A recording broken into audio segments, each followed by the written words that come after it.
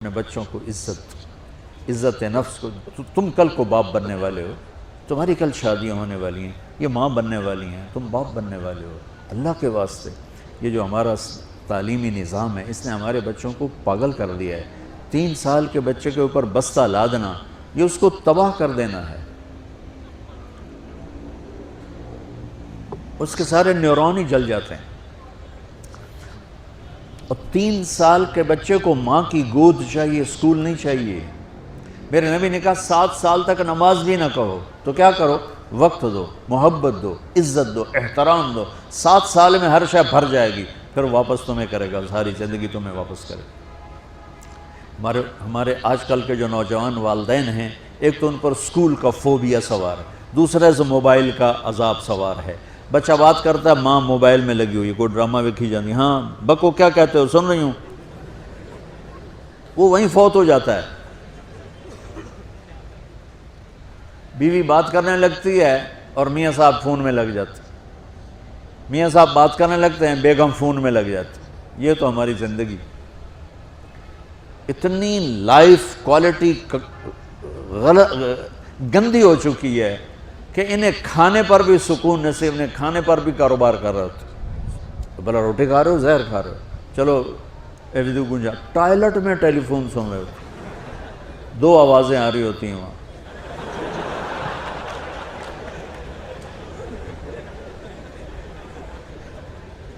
کچھ اپنے نبی کی زندگی کو سیکھو، اعتدال۔ میرے نبی سے عبد الخالق کی تو ایک چھوٹی سی یونیورسٹی میں بہت بیزی ہوں، میرے نبی کے سر پہ 7 بر اعظم کے انسان اور جنات اور قیامت تک آنے والی نسلیں تھیں، اور میرا نبی بچوں کے لیے روزانہ وقت نکالتے تھے۔ اور وقت کیسے نکالتے تھے؟ ان کے لیے گھوڑا بن جاتا، ہاتھ پاؤں زمین پہ ٹیک کے، کمر کو لیول کر کے، آؤ میری کمر پہ بیٹھو، دونوں بچوں کو کمر پہ بٹھا کے حسن حسین کمر میں چکر لگا کر پھر کہتے تمہارا اونٹ کیسا ہے، جس کو اتنی ذمہ داریاں ملی ہوں، وہ وقت نکالے۔ یہ سبق تھا نسل کے لیے، امت کے لیے۔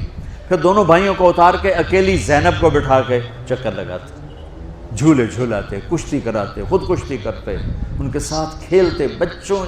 اب حیران ہوں گے، حسین 6 سال کے، حسن 7 سال کے، اور 7 سال میں کوئی ایک نصیحت بچوں کو نہیں کی، بس دل دیا ان کو، محبت دی، ہر شے۔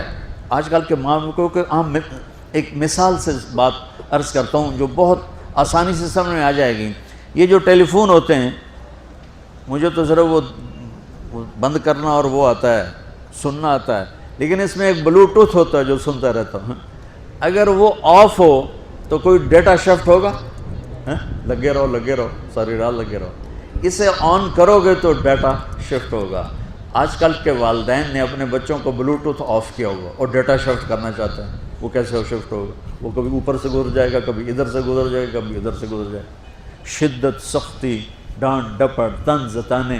میں نے چھوٹی عمر میں سگریٹ پینے شروع کر دی، وہ 5-6 سال کی عمر، 6 سال کی عمر، اور اتنی عادت پڑ گئی کہ ایک دفعہ میں چھپ کے پی رہا تھا، میرے چھوٹے بھائی نے دیکھ لیا، اس کی عمر 4 سال۔ میں کہا طاہر میاں دیا میں نا، وہ آیا، میں نے ایک اس کو پلا دیا کہ میری شکایت نہ کر، ایک میں نے اس کو پلا دیا کہ یہ میری شکایت نہ کرے۔ اب مجھے سگریٹوں سے ہٹایا جا رہا ہے، کیسے کہ میری ماں نے میرے بازو پکڑے ہوئے ہیں اور میری خالہ کے ہاتھ میں چمٹا ہے، اور چمٹے میں انگارہ دہکتا ہوا، اور وہ میرے یہاں پاما تیرے منہ میں پینے کا سگریٹ پینے کا، او میں نہیں پیندا۔ یہ ماں باپ یوں کرتے ہیں۔ بات آ گئی نا پھر آپ نہیں آیا، نہیں چھوڑے، وہ تو تبلیغ میں آئے تو اللہ تعالیٰ نے فضل فرمایا۔ اتنی چھوٹی عمر سے میں نے سگریٹ شروع کی۔ وہ گاؤں کے دیہاتی ماحول میں سارے پیتے تھے حقہ اور سگریٹ، تو میں نے بھی شروع کر دی۔ تو یہ میرے منہ میں انگارہ ڈال رہی ہے۔ انگارہ ڈالنے سے آدمی نہیں ہٹتا ہے، وہ اور ضد میں آتا ہے۔ محبت دو، کل کو تم والدین بنو، باپ بنو، یہ مائیں بنے، بچوں کو عزت دو، محبت دو۔ میرے نبی جب حضرت فاطمہ آتی تھی ملنے کے لیے، کھڑے ہو جاتے تھے، بستر پر بیٹھے ہیں، زمین پر بیٹھے ہیں، کرسی پر کھڑے ہو جاتے، اور آگے بڑھ کے فاطمہ کا ہاتھ پکڑتے، پھر یوں چومتے، بوسہ لیتے، پھر ہاتھ پکڑے آ کر چارپائی پر بیٹھاتے، اس کے بعد خود بیٹھتے تھے، اتنا پروٹوکول اولاد کو دو گے تو پھر وہ واپس آئے. یہ ساری آپ کی اولاد ہے, یہ تمہارے باپ ہیں اور تمہارے اصلی ماں باپ ہیں, ان کو عزت دو. یہ ایک چیپٹر میں نے تمہیں آنے والے فیوچر کے لیے دیا ہے کہ اللہ تمہارے گھر آباد کرے.